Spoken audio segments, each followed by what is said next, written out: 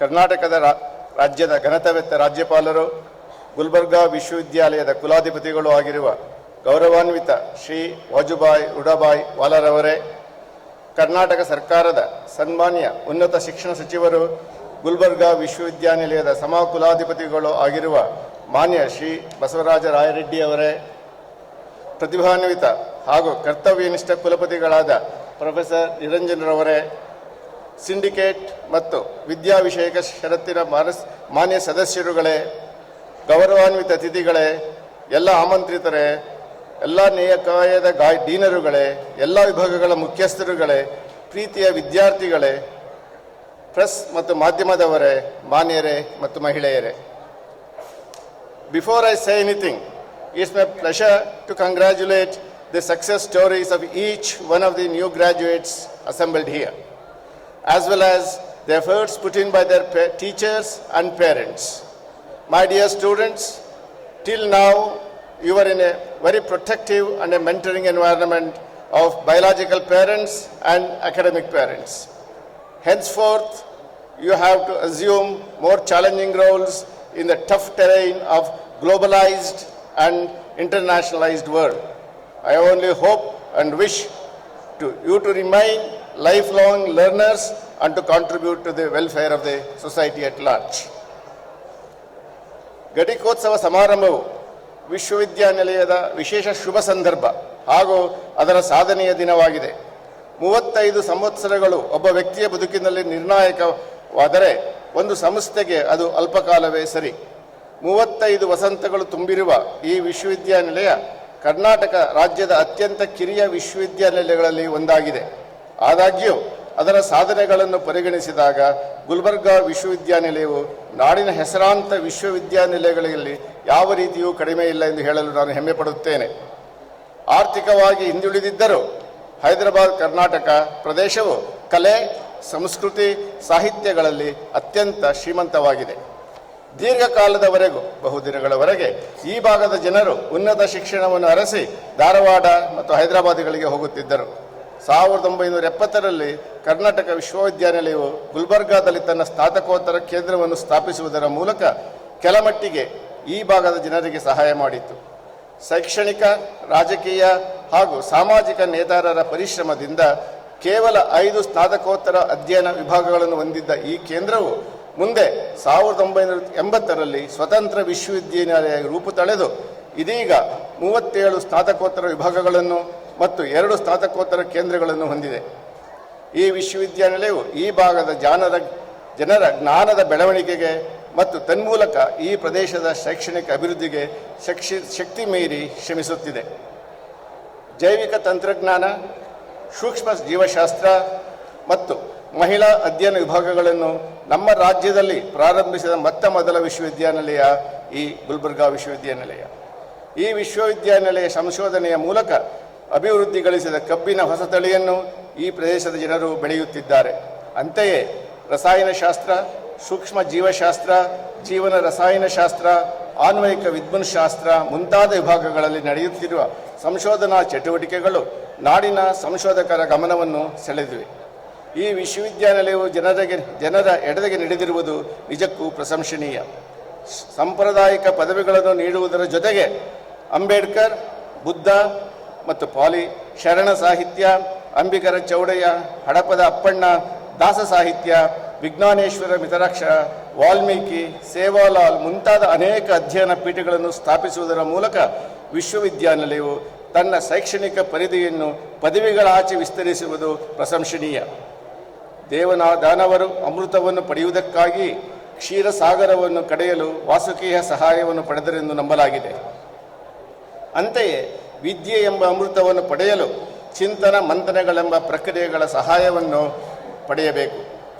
ಅಮೃತವು ಅಮರತ್ವಕ್ಕಾಗಿದೆ, ಅಂತೆಯೇ ಜ್ಞಾನವೂ ಕೂಡ ಅಮರವಾಗಿದೆ.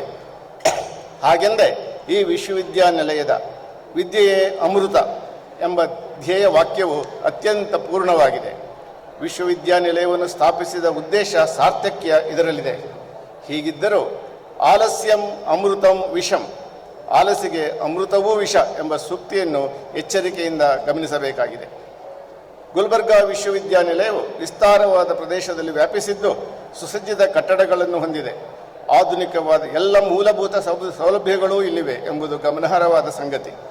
ವಿವಿಧ ಅಂತಾರಾಷ್ಟ್ರೀಯ ಸಂಶೋಧನೆಗಳೊಂದಿಗೆ ಸಹಯೋಗದೊಂದಿಗೆ ಸ್ಥಾಪಿಸಲ್ಪಟ್ಟಿರುವ 100 ಎಕರೆ ವಿಸ್ತೀರ್ಣದಲ್ಲಿ ಬಯೋಡೀಸೆಲ್ ಪಾರ್ಕ್, ಬಯೋಡೀಸೆಲ್ ಉತ್ಪಾದನಾ ಘಟಕ, ಎರೆಹುಳುಗಳ ಘಟಕ, ಅಂದವಾಗಿ ಮತ್ತು ಹುಲುಸಾಗಿ ಬೆಳೆದ ಹಸಿರಿಂದ ಕಂಗೊಳಿಸುತ್ತಿರುವ ಸಸ್ಯರಾಶಿ ಮುಂತಾದವುಗಳು ರಾಷ್ಟ್ರದ ಅಭಿವೃದ್ಧಿಗೆ ಈ ವಿಶ್ವವಿದ್ಯಾನಿಲಯದ ಕೊಡುಗೆಗಳಾಗಿವೆ.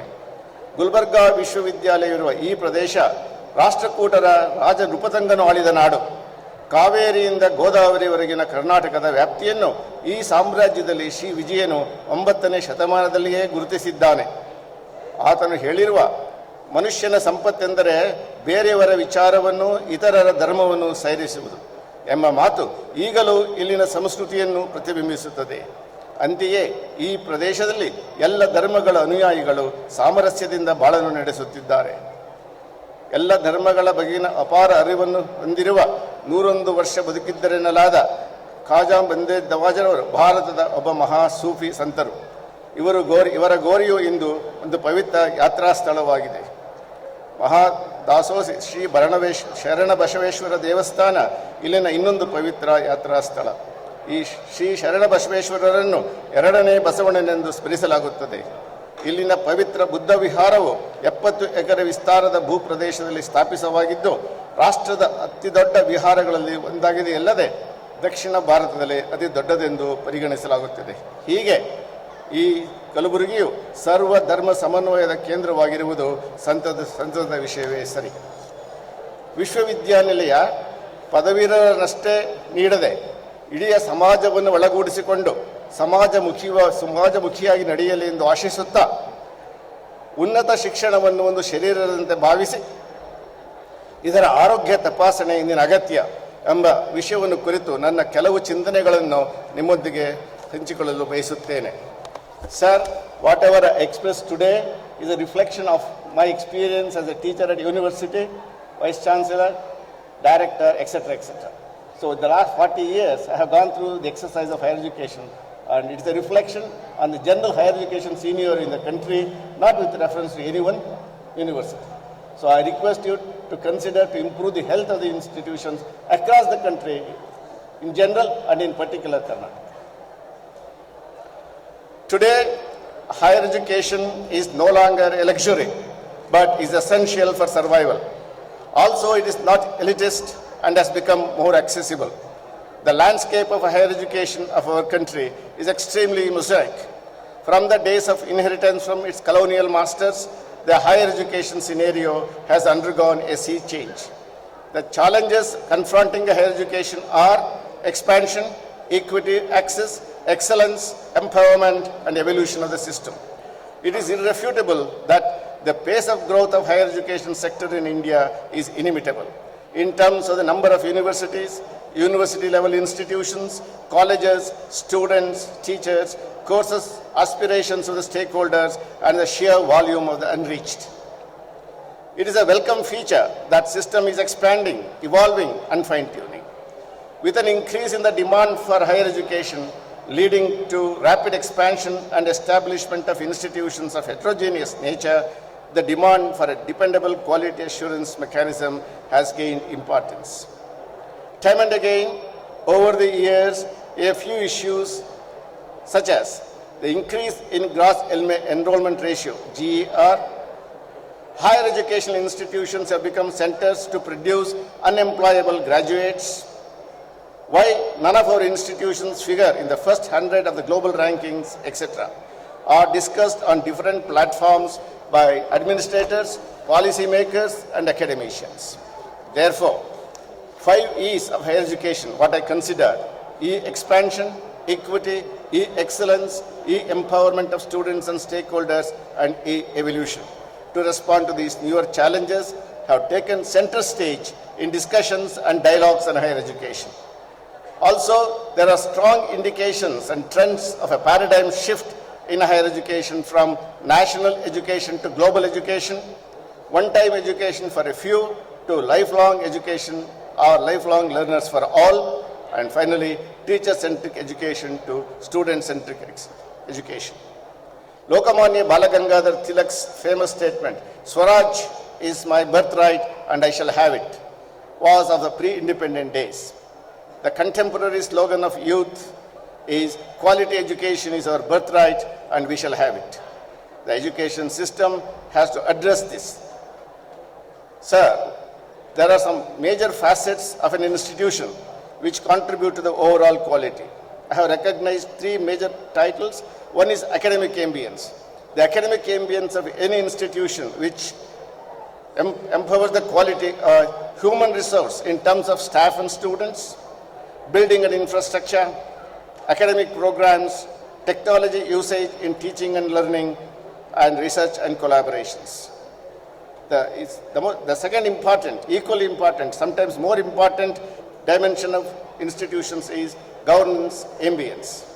Transparency in administration, financing and funding, accountability, autonomy, and stakeholder participation.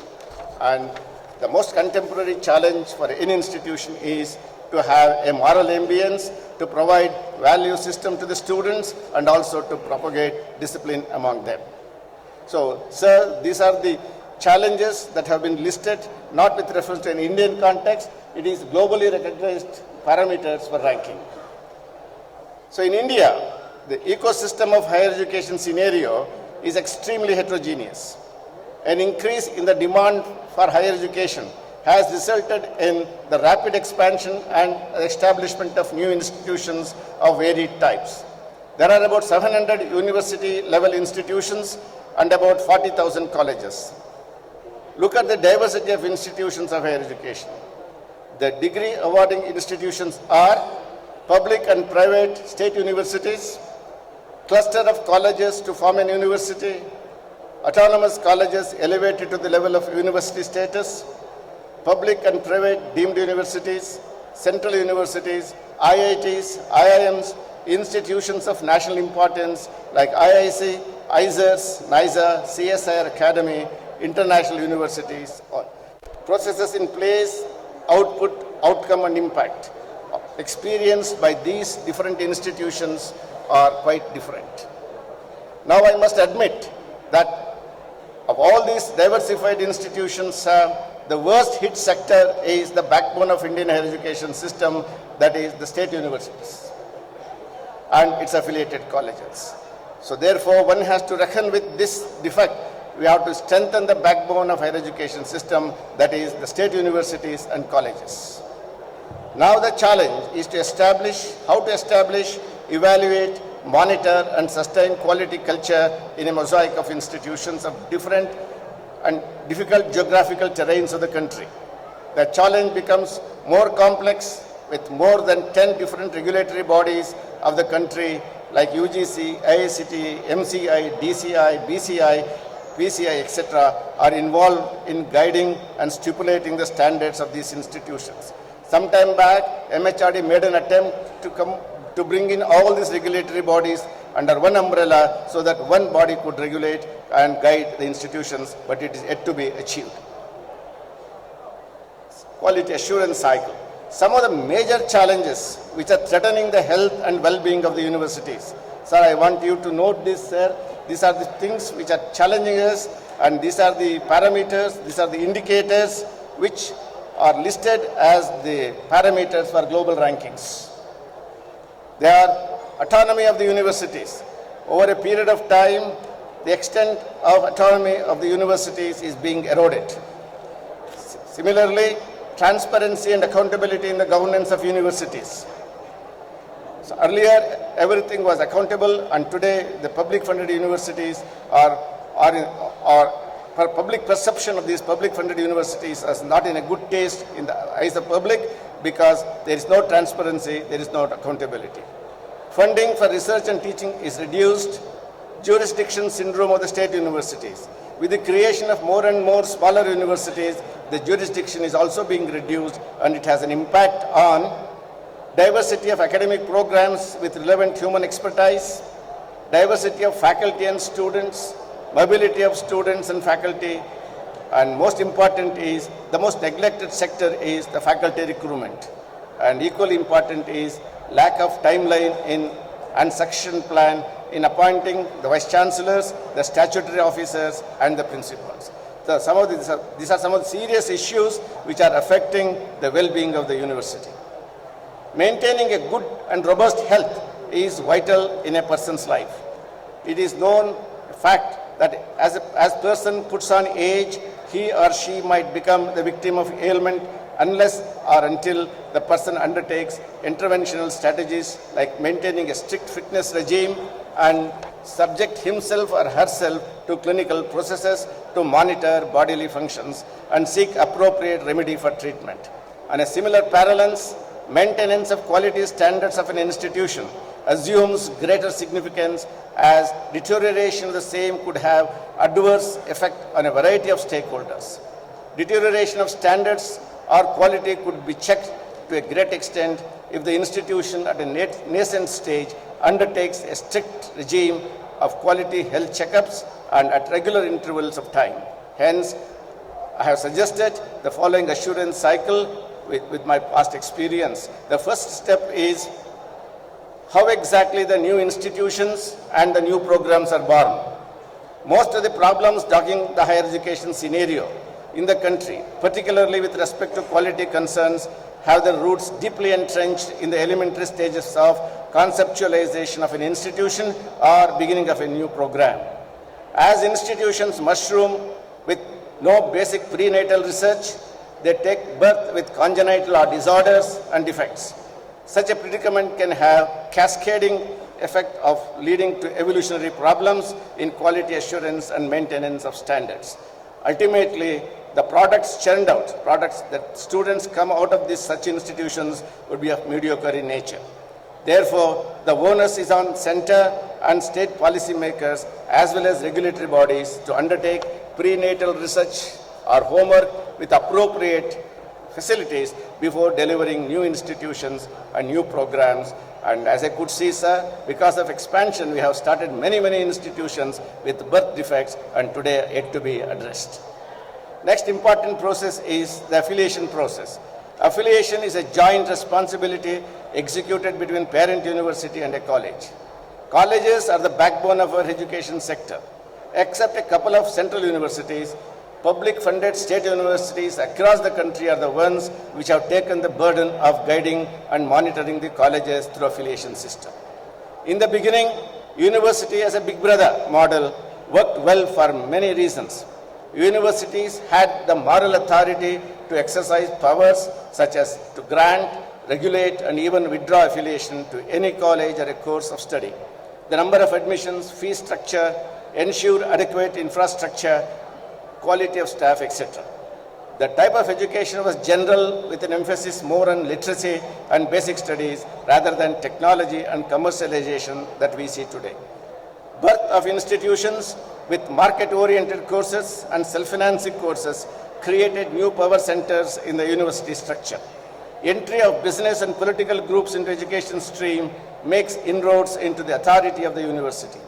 The number of colleges, courses, students could be both a boon as well as a curse to a university.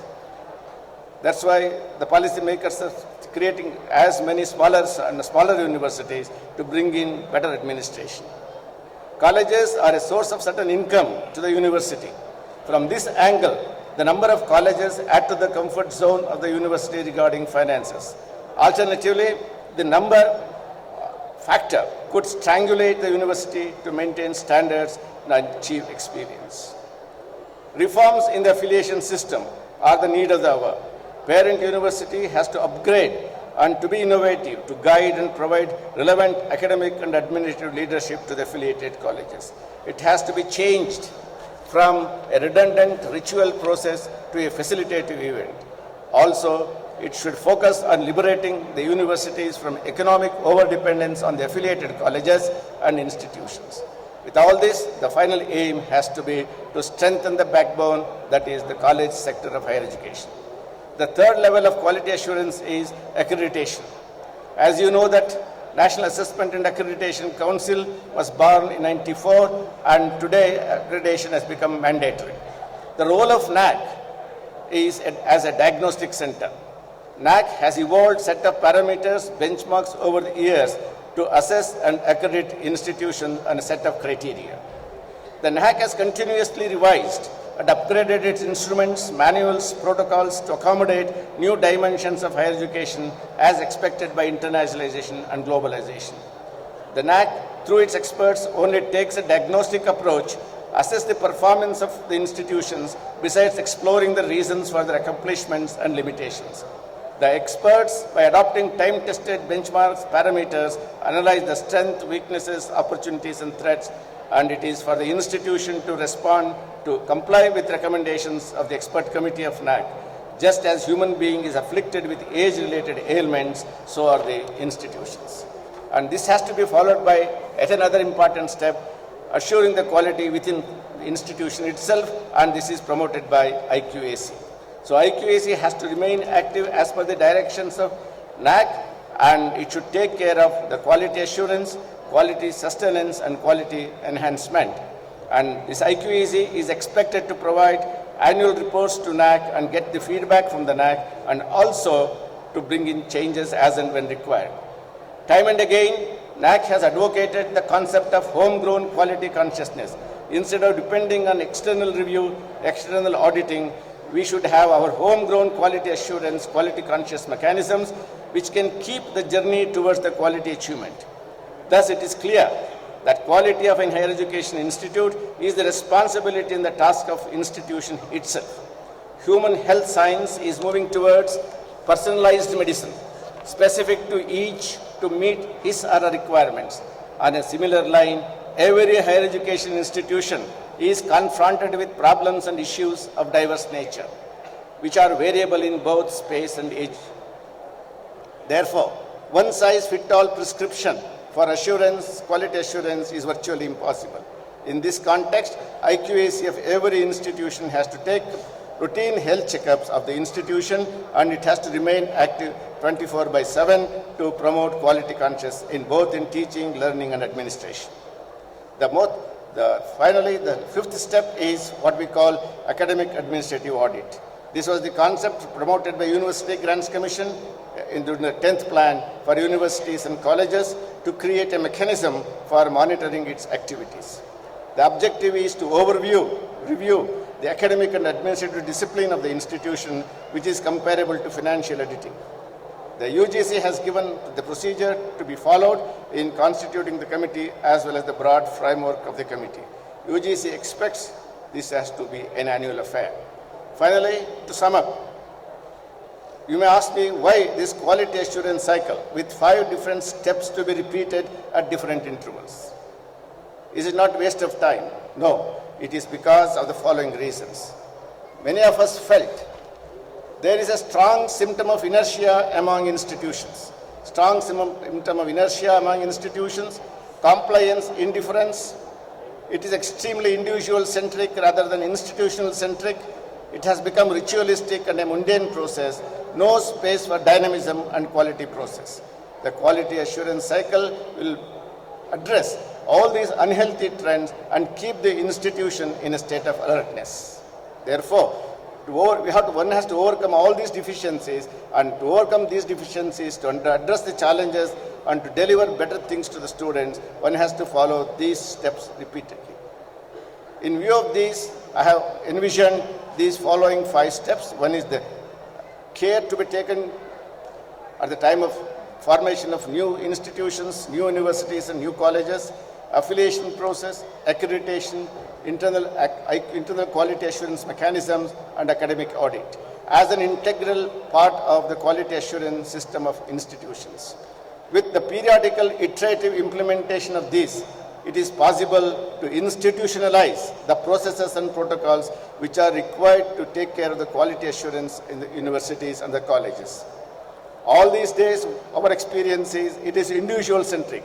If a leader of the university or a college is interested, all these things would happen. Instead of that, it should be a part of the institutional mandate, irrespective of the leader that is present, these things should take place, then only quality could be assured.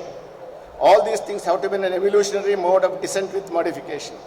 As you know, Charles Darwin gave us the famous dictum in biology, that is descent with modification is a change. And now, globally, higher education evolving, it is changing. Therefore, we have to change periodically to meet these challenges, and this can happen only through introspection, improvement, and innovation. Only then our students are globally recognized, our research is going to be internationally recognized, and we have a better future in higher education sector. This cycle will be the remedy to address the quality journey as a perpetual mission, and thereby institution will be a learning organization. So in any institution, students are the learners. Parallelly, concurrently, institution also has to be metamorphosed as a learning organization with quality culture embedded in its DNA. Therefore, the system has to operate as an internal organ of an institution which would work 24/7 by 365 for qualitative improvement in all activities of the institution. Sir, I have suggested all these things only to make sure that sooner or later our institutions are globally recognized in one of the 100 places, and with that our children, our students will have a better future. Once again, I congratulate all the graduates and pray God to bless them to fulfill the hopes and aspirations of parents, teachers, and society at large. Finally, I wish to see that this university as one of the bright stars in the galaxy of higher education. Thank you.